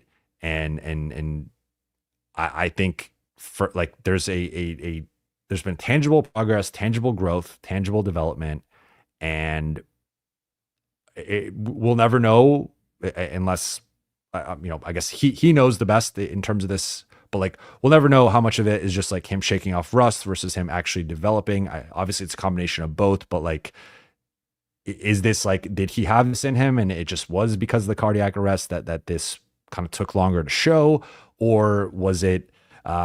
He really has. I think he's been putting in a lot of work, but like, I think it's some combination of both of those two things, and really only he knows the answer as to like how much it is like this is who he was pre that situation, and then this is how much work and development has gone in the last few months. But he's looked much better. I think that what I'm fascinated by with him and his development is in the G League, especially, he's been on the ball a lot more. And I think the way that he was being billed coming out of USC and as a draft prospect was as more of that like 3-and-D type guard, more the Pat Beverly, the Avery Bradley, the Davion Mitchell, and he has flashed a certain level of ball handling and shot creation that is at a higher level or seems to be at a higher level than like what those guys could do. Now, grant, like those guys weren't in the G. Pat was in, I think, the G League for a little bit, but like different circumstances. So I'm not trying to compare him to those guys. And every NBA player with a certain offensive workload like can put up numbers, but I think he's shown he's kind of like breaking out of the mold of what we thought he was going to be in terms of like player archetype. So that's something that I'm interested in, is just like how does that does he ever become that 3-and-D guy in terms of, does the shot get to that level, or is he more of like develop into like a backup point guard type? But again, I don't really want to put a ceiling on him. I think like time will tell what he becomes, but certainly a lot of progress, a lot of growth, and a lot to be encouraged by. And I think another big test for him will be summer league. And well, we'll see if he even plays, but if he does, like, does he come out and dominate the first couple games and then sits out the rest? Like, I think that he still has some things to prove, but right now he's passing every test. He has looked much better. I thought he was much better in the Milwaukee game. And I think it's actually becoming a pretty nice end of season story for the Lakers. BLC, thank you for the super chat. Always appreciate your insights and analysis, Jovan. Thank you. I appreciate you, and I appreciate this super chat. Going to go about 5 more minutes here. Harry Shinani, who is a better backup center, Jemison or Koloko? Wow. Asking the hard-hitting questions at the end here. I think it's Koloko. I know that it is a very divisive topic, and I know the whole record thing with Jemison. He's got the physical profile of like the type of big the Lakers have wanted, the Lakers have needed, but I think it just comes for me, like looking at, I recently just did this a couple days ago, looking back at like their season and when they played and when they had their kind of like moments or like good shifts. I think on balance, Koloko has played better against better teams. I think Jemison's better games have often been against lesser teams, with the exception being a couple of those Clipper games. And I thought he was like decent in the New York game, the home New York game. But now the tricky part here is that a lot of Koloko's better games happen earlier in the season. So it's like he's kind of fallen out of favor seemingly with the coaching staff. Part of it, I think, was the games limit and them managing that and them prioritizing Jemison. JJ has claimed that they were winning with Jemison, so he just kept rolling with Jemison. I don't know if I fully buy that, but I think between the two, Jemison is more likely to be on the roster. I just come back to like, if you tell me one of these guys is a backup center playing like 15 to 18 minutes a night in 2027, I think that guy's Koloko, not Jemison. I think Jemison, he's a little bit older. He's a little bit more of a fully formed player, and that could be an argument in his favor, as maybe he's a little bit more ready. But I just think from like a skill and athleticism perspective, like I just favor Koloko, and I think I still think that on their roster among the center options, he's the best rim protector. That includes Jackson. He has not played, like, the other thing is he hasn't played as well recently, and I think that has not done him any favors here. I thought he had a couple of rough performances. I'm blanking on which games it was, but more recently he has been a little bit shakier. But I thought the Denver game was like, he was awesome in that game. Had like 8 points, 7 rebounds, a block. And I thought defended Jokic like fairly well. Obviously Jokic got the and one late, but JJ took blame for that on that coverage and not subbing in. I think he wanted to sub in Vando or switch Vando onto Jokic. So I like Jemison's an entertaining player and he's a fun player, and I think they're close. I don't think either one is like far ahead of the other. I just think Koloko's taller. I think he's more athletic. He's more of a lob threat, more of a rim protector. I think rebounding wise that they're relatively similar. Jemison does have the bigger enforcer body with the screening, with the post defense, but I just don't think his upside is as high. But his floor is probably higher, so that's where it's a conversation. And I think the Lakers, wherever it's worth, would lean a little bit more to Jemison. So that's my breakdown of it. Manthan, thank you for the super chat. Thoughts on Dalton minutes? He was plus 18 today and has hit 4.6 threes in the past 3 games, but has only played 5 to 7 minutes a game. Is it just a short leash?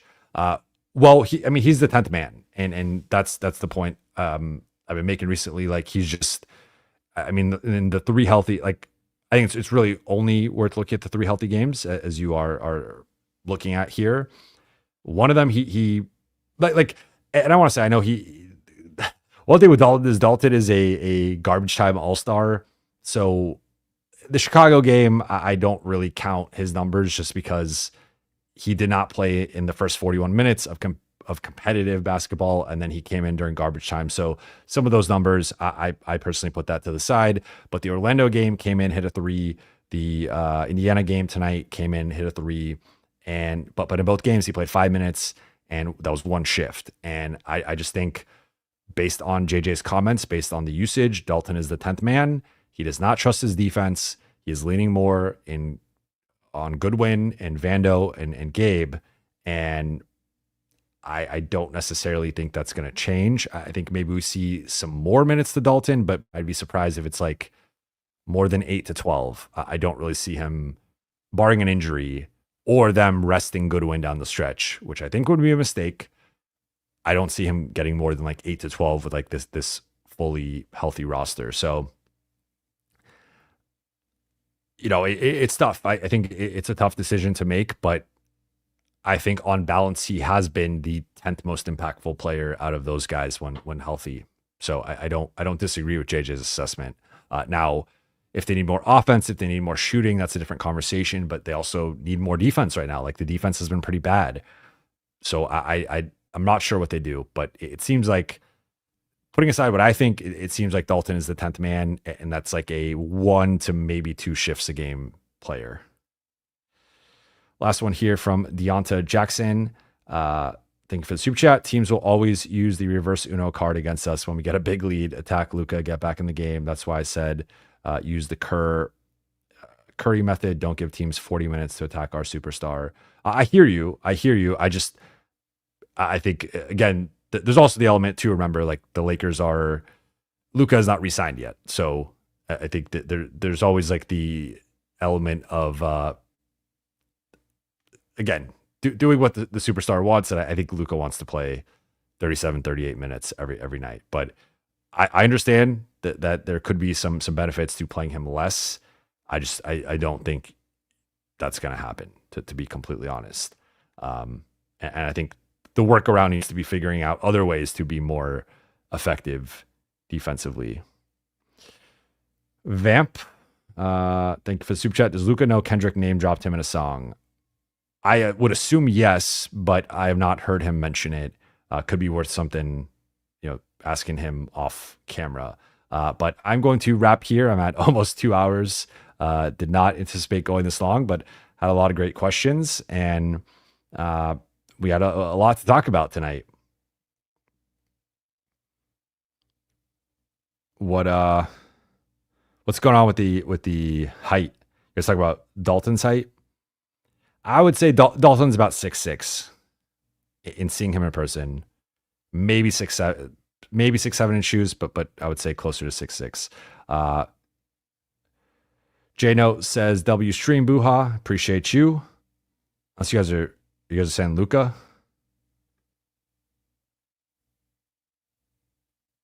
Who are we talking about with the height? Because I can tell you the heights. I cannot dunk like Dalton. Dalton can dunk pretty well.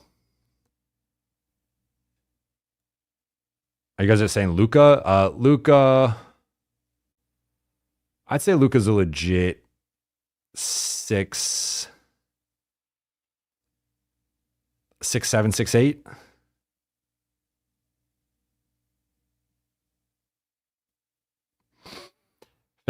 I'd say 6'7". You guys are saying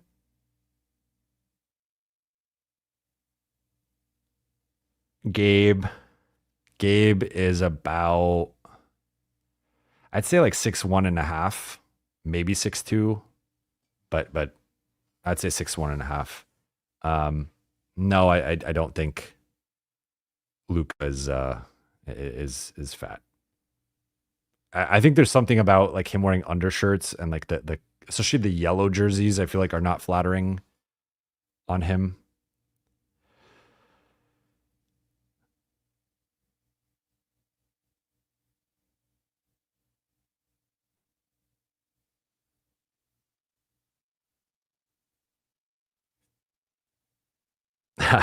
All right, I'm wrapping here. I appreciate you all. Shout out to the late night gang. You guys are the best. I'll be back in less than 24 hours to talk Lakers Bulls and break down the second night of the back to back.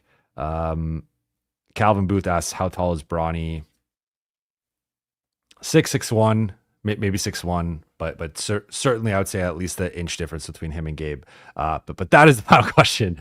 I appreciate you all. Thank you all so much for watching and listening. For those watching on YouTube, please be sure to hit that subscribe button, turn on channel notifications, and like and comment on this video. For those listening on Apple Podcasts, Spotify, or your podcast platform of choice, please be sure to follow, download, and leave a 5-star review. I'll be back in less than 24 hours to talk Lakers Bulls. I will talk to you then.